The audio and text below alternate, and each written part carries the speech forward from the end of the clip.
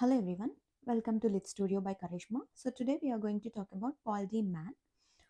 We have discussed the theory of deconstruction and we've also discussed the theories, works and concepts given by Derrida, who is a major proponent of the deconstructionist theory.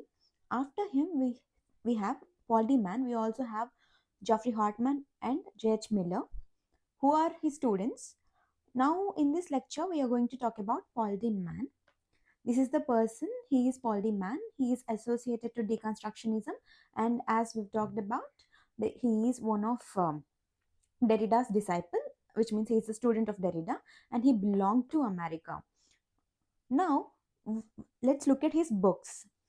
He wrote a book called Allegories of Reading, and then there is this book called Blindness and Insight, and another book by him is Rhetoric of Romanticism. Please make sure you note down the books of Paul D. Mann: Allegories of Reading, Blindness and Insight, Rhetoric of Romanticism. And let's move on to the concepts given by him. The concept would be that of tropes. What are tropes according to Paul D. Mann? Tropes are the figures of speech. What we call figures of speech, Paul D. Mann has named them tropes. He talked about rhetoric skills and devices, especially the figures of speech, and he called them the tropes. Tropes, according to Paul D. Mann, allow the writer to say something and mean something else, which is the main purpose of any figures of speech, right? For example, in a figures of speech, we can call a woman's face moon. You are not actually calling it moon, you are not actually calling it the natural satellite of earth. When you call woman's face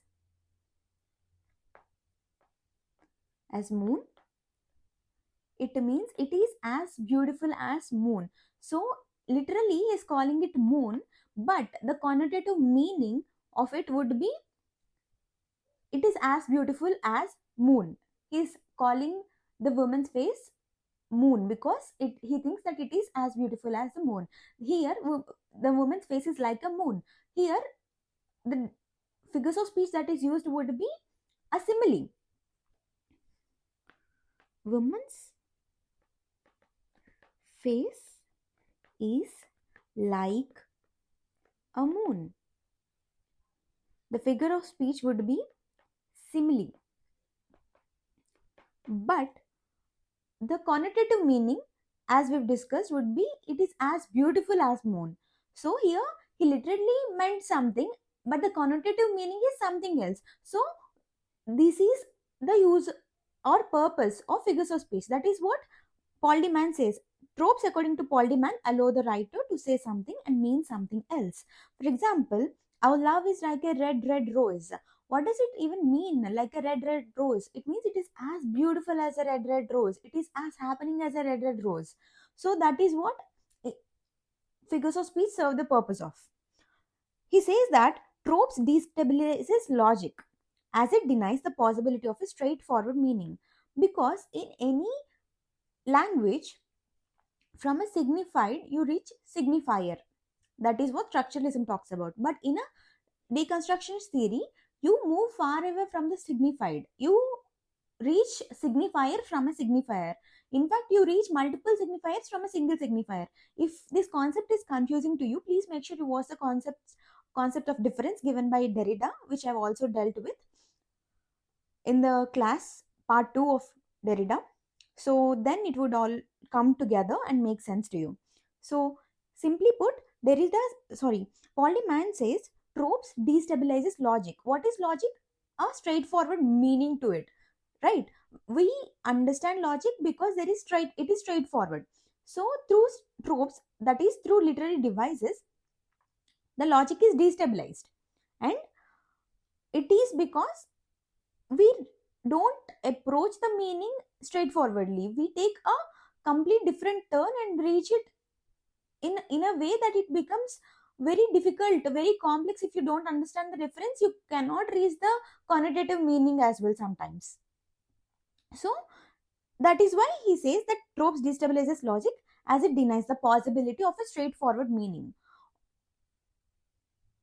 And now to give us a certain example, he gave the example of tea and coffee. When you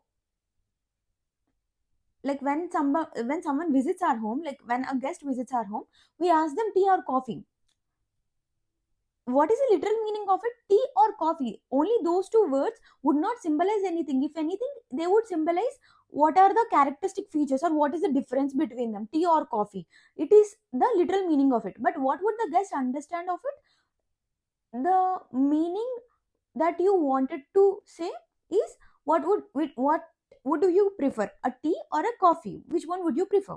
That is the connotative meaning of it, and obviously the guest understands the connotative meaning. He just does not take the literal meaning of it. So that is the example that Paul D. Mann gives. That is the reason why we use tropes. When we use language in such a referential sense, there is tension between the signifier and the signified in a language. So, although this term of signified should reach this literal meaning, it actually reaches the figurative meaning. It actually reaches this particular signified. That is the reason why there is a tension in the relationship. But that's what makes the language much more special. That is the concept of tropes given by Paul D. Mann. I hope the concept is very easy. I've elaborated so that you get every particular example or every particular sense that existed in this particular concept. But the concept is very clear. That is the concept of tropes by Paul D. Mann, because we use figurative, because we use figures of speech in a language.